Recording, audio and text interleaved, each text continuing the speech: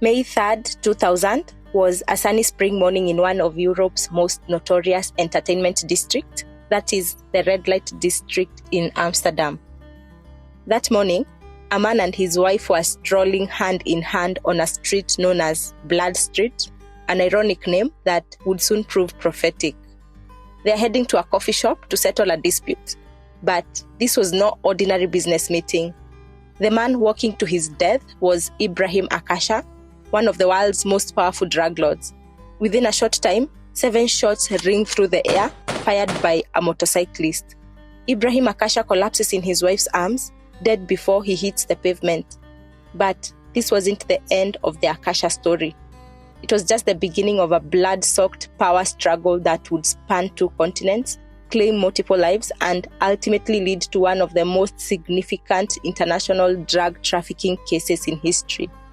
This is the story of the Akasha family, Kenya's most notorious criminal dynasty. Welcome back to the Crime Gist. My name is Damisa. To understand how the Akasha empire was built, we need to go back to the beginning. Ibrahim Akasha's father had moved to Kenya after spending most of his life in Iraq. So Ibrahim grew up in the coastal city of Mombasa, Kenya's second largest city and a strategic port that would become the centerpiece of his criminal empire. In the 80s, Ibrahim Akasha ran a legitimate transport business known as Akasha Transport. He was even involved in managing the Kenya National Taxi Corporation. But his business was struggling. His registered fleet dropped from 12 vehicles in 1982 to just 5 by 1988. Workers complained he wasn't paying them properly. And so, Akasha realized that this transport business alone wasn't making him the money he needed.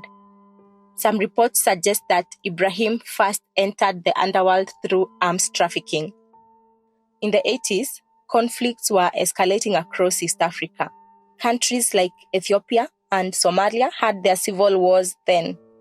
That is how Ibrahim Akasha started his business of arms trafficking. But as more powerful cartels moved in, Ibrahim Akasha pivoted to something even more lucrative: drugs. Using his existing transport network, Ibrahim Akasha became the crucial link between the Afghan and Pakistani heroin suppliers and European criminal organizations. Mombasa's port was perfectly positioned, far enough from the heavy Western scrutiny, but close enough to major drug production centers. By the 90s, Ibrahim Akasha wasn't just a trafficker. He was the trafficker on the East African coast. His organization moved tons of hashish, heroin, opium, and cannabis through Kenya. The drugs flowed from Afghanistan and Pakistan through Mombasa and on to the European markets. He built relationships with Dutch gangs, particularly the Bassoum brothers, known as Magdi and Munir. These 2 brothers were drug dealers who operated a coffee shop that also sold cannabis in Amsterdam's red light district. Cannabis sale is legal in Netherlands. But this particular coffee shop, owned by the Bassoum brothers, wasn't the ordinary tourist-friendly coffee shop that you might imagine. It was a front for a massive international drug operation, and Ibrahim Akasha knew this and took advantage of it. Ibrahim operated in the shadows. His name rarely appeared in newspapers. But by the mid-1990s, his luck began to change. In 1997, one of his sons, known as Hassan, was arrested in Tanzania for smuggling mandrax. This is a highly addictive sedative popular in South Africa. Then, the following year, in 1998, Ibrahim Akasha's younger brother was arrested in Kenya after authorities discovered drugs hidden in a container supposedly carrying drinking straws and bath towels. Suddenly, the name Akasha was in the headlines, and in the drug world, publicity can be a death sentence.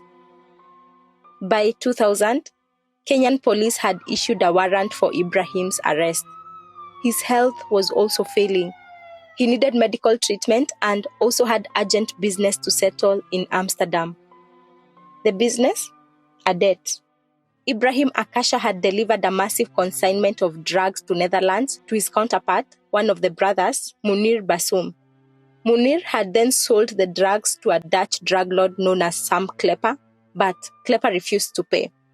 Ibrahim Akasha had kidnapped a Yugoslav intermediary in Kenya who was connected to Klepper, demanding $2.5 million from the Dutchman.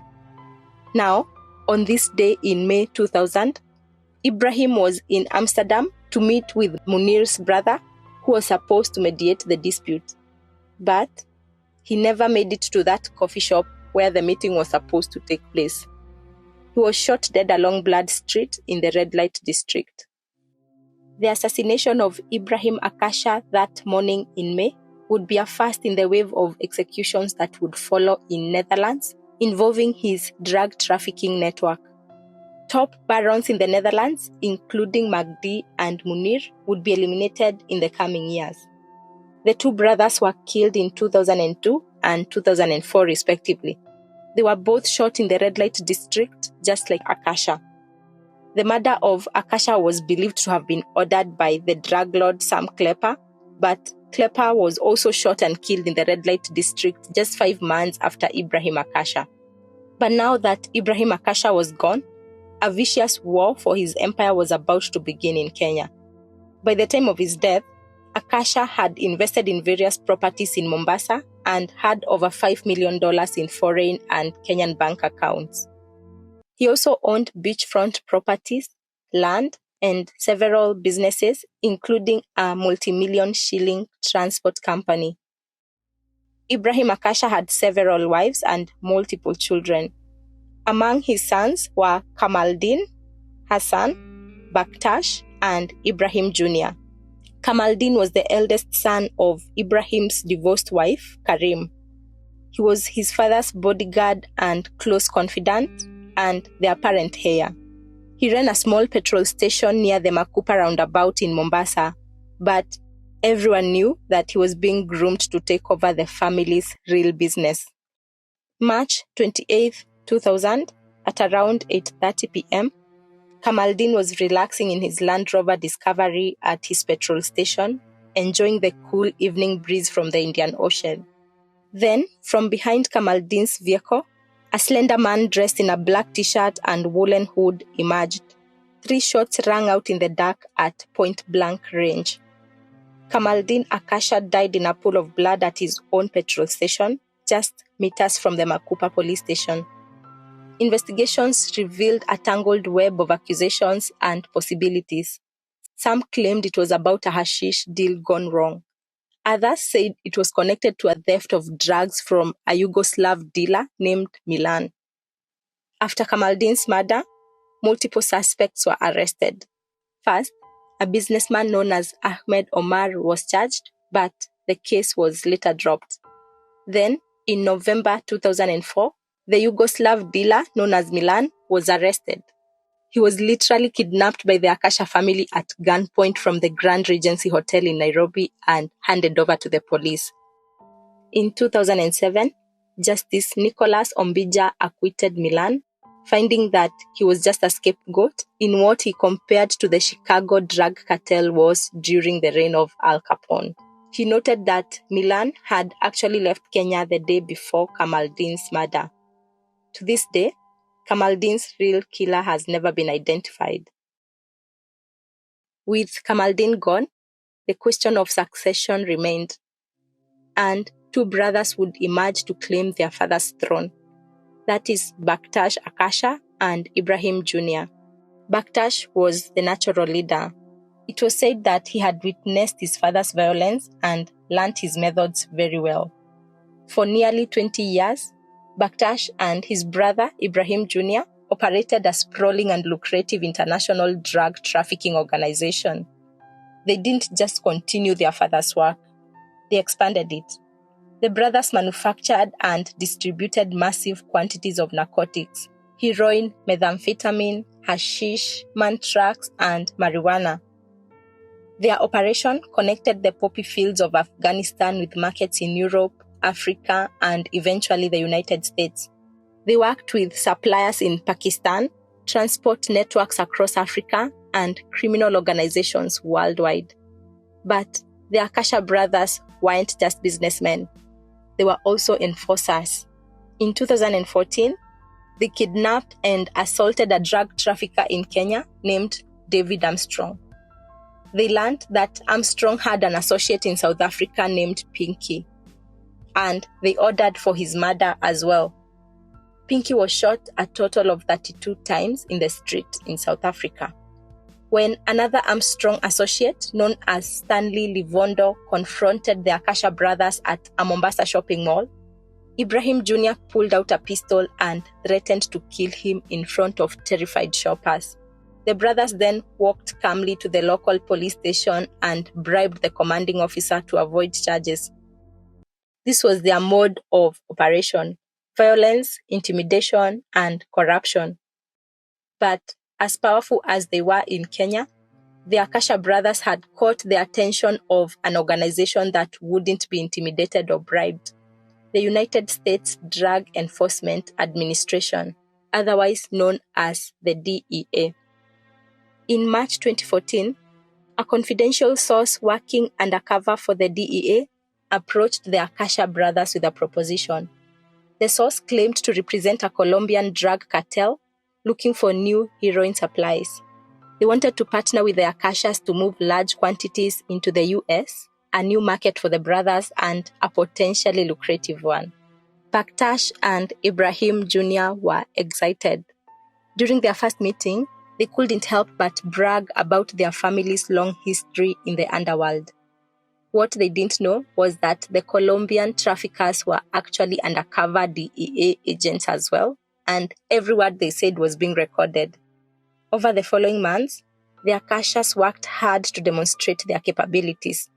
They introduced the agents to their suppliers, including someone they called the Sultan. The Sultan was later identified as Pakistani businessman Muhammad Asif Hafiz, who they claimed was one of the top drug traffickers in the drug business. In April 2014, during a meeting in Mombasa, Baktash introduced this confidential source via Skype to one of his heroin suppliers in Pakistan. This supplier boasted that he could provide 420 kilograms of 100% pure heroin. And so, the Akasha brothers assembled a team for this American venture. First was a man named Vijay or Vicky Goswami, an Indian national who managed the Akasha organization's drug business. Vicky Goswami had his own criminal history. He had been imprisoned in Dubai in the 1990s for drug trafficking and had continued running his operations from behind bars using a mobile phone. But by 2014, he was out and back at it again, working with the Akashas. Second was Ghulam Hussain, a Pakistani national who headed their transportation network and was responsible for moving ton quantities of narcotics by sea. Together, the group planned to manufacture and deliver methamphetamine. In September and October 2014, Ibrahim Akasha personally delivered samples, 1 kilogram of methamphetamine and 1 kilogram of heroin to the undercover DEA sources in Nairobi. Then, in early November 2014, came the big delivery. Ibrahim Akasha met with the confidential sources and handed them over 98 additional kilograms of heroin. That is nearly 218 pounds of pure narcotics with a street value in the millions. November 9th, 2014, Kenyan anti-narcotics unit officers working with the DEA raided the Akasha compound in Nyali. Inside the mansion, guarded by a 2-meter cobblestone wall, they captured Baktash, Ibrahim, Vicky Goswami, and Ghulam Hussain. All 4 were charged with trafficking narcotics to the United States. They were now supposed to be extradited to the US to face these charges. But the Akasha brothers weren't worried. They had something more powerful than their drugs: connections. From November 2014 to January 2017, the Akasha brothers fought extradition to the United States with every weapon in their arsenal. Their primary weapon was bribery. The brothers and their associates paid massive bribes to Kenyan officials. They obtained bail, caused repeated adjournments, and generally paralyzed the Kenyan justice system. While out on bail, they continued their criminal operations. They worked to fund their legal defense and corruption efforts by pursuing new drug deals, including their plan to manufacture methamphetamines. For more than 2 years, it seemed like the brothers might successfully avoid extradition indefinitely. Their lawyers filed motion after motion. The bribes kept flowing, and the Kenyan system seemed unable to act. American officials grew increasingly frustrated. They feared the Akashas would slip away forever. Then, on January 27, 2017, something unprecedented happened. Kenyan authorities suddenly rearrested all 4 defendants: Baktash Akasha, Ibrahim Jr. Akasha, Vicky Goswami, and Ghulam Hussein. 3 days later, on January 29, they were physically expelled from Kenya and put on a plane. The 4 men were flown directly to New York. In New York, the brothers and their associates were held in separate detention facilities. Baktash was locked up at the Metropolitan Detention Center in Brooklyn. Ibrahim Jr. was 15 kilometers away at the Metropolitan Correctional Center in Manhattan. For 2 years, the brothers didn't see each other once. They faced multiple charges: conspiracy to import heroin and methamphetamine to the United States, conspiring to use and carry machine guns and destructive devices in connection with drug trafficking, and obstructing justice through bribery. Each charge carried a mandatory minimum sentence of 10 years. Together, they faced possible life imprisonment. Their defense lawyers argued that the US had no jurisdiction, that the brothers had effectively been kidnapped from Kenya in violation of extradition treaties. They claimed that because this was a DEA sting operation, no drugs actually entered the United States. But none of these pleas worked. Meanwhile, one of their co-defendants made a choice that would doom them. Vicky Goswami agreed to cooperate with the US authorities. Goswami had decades of experience in the drug trade. He knew where the bodies were buried, literally, and he was willing to talk. Facing the prospect of Goswami's testimony and mountains of recorded evidence against them, the Akasha brothers made their decision. On October 24, 2018, both Baktash Akasha and Ibrahim Jr. Akasha pleaded guilty to all charges. August 16, 2019, Judge Victor Marrero sentenced Baktash Akasha to 25 years in federal prison and ordered him to pay a fine of $100,000. Prosecutors had sought life imprisonment, but the judge opted to show some mercy. On January 10, 2020, Ibrahim Jr. Akasha received his sentence, 23 years in federal prison. His lawyer argued that he had played a lesser role, that he was only 10 years old when his father died and had essentially been following his older brother. The judge was, however, unmoved. Ibrahim Jr. had personally delivered 99 kilograms of heroin to the DEA sources. He had also pulled a gun on one of his rivals in a Mombasa shopping mall. His hands were far from clean. As for their co-defendants, Goswami and Ghulam Hussein, they received a significantly reduced sentence and entered witness protection. But there was one more member of this network still at large: the Sultan. Muhammad Asif Hafiz was running one of the world's most expansive drug networks. He was trafficking heroin, methamphetamine, and hashish on a massive scale. He had supplied drugs to Ibrahim Akasha, that is the original patriarch, since before the year 2000. After Ibrahim Akasha's death in 2000, he became a primary supplier to Baktash Akasha and Ibrahim Jr. Akasha. Court documents revealed that Hafiz had distributed tons of narcotics alongside the Akasha family. On August 25, 2017, British police arrested Hafiz in his luxury apartment in London. The United States immediately requested his extradition. but Hafiz fought back with every legal tool available. His lawyers dragged the case through UK courts for years. His appeals went all the way to the European Court of Human Rights, but every single one of them was rejected. On May 12, 2023, after nearly 6 years of fighting, Mohammed Asif Hafiz was extradited to the US.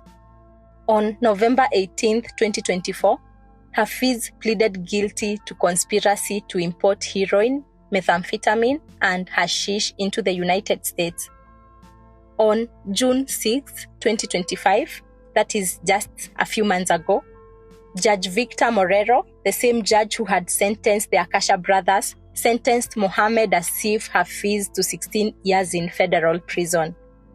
The Sultan had finally fallen. The last major piece of the Akasha network was finally behind bars. Today, the principal members of the Akasha organization remain in US federal prisons. Baktash Akasha, now 48 years old, won't be eligible for release until 2042 at the earliest. He'll be 65 years old. Ibrahim Jr. Akasha, now 38, faces release around the year 2040. Mohammed Asif Hafiz, now 69, will be 85 years old if he serves his full sentence. But the story doesn't end there. In Kenya, the Akasha family name became synonymous with corruption and criminality. In 2022, Baktash Akasha's son was charged with robbery with violence in Mombasa. He faces the possibility of life imprisonment, continuing the cycle of crime that has defined his family for generations. The family members remaining in Mombasa have spoken about the stigma they face. One of the cases that stood out was when a young family member arrived excited for his first day at a new school, only to be rejected because he carried the Akasha name. The family has also waged legal battles to recover the property seized during the 2014 raid. Hayat Akasha, the widow of the patriarch Ibrahim, has argued that her late husband was never convicted of any drug-related charges, and therefore his properties cannot be considered proceeds of crime. But US authorities have made it clear that forfeited assets will not be returned. Meanwhile, in Mombasa, the drug trade continues. New cartels have filled the void left by the Akashas, and some of the corruption networks that protected the Akashas still remain in place. Despite the Akasha brothers naming some big names in Kenya during their trial, no high-level Kenyan officials have been publicly charged or prosecuted. The Akasha case represented a landmark in international drug enforcement. It was a rare instance where a major African trafficking network was successfully dismantled through the US-Kenyan cooperation. But it also revealed uncomfortable truths about the depth of corruption in Kenyan justice system and the ease with which criminal organizations can operate when they have enough money to pay off the right people. That brings us to the end of our story today. If you found this story fascinating, please like this video and subscribe to our channel for more crime documentaries. See you right here on the next one.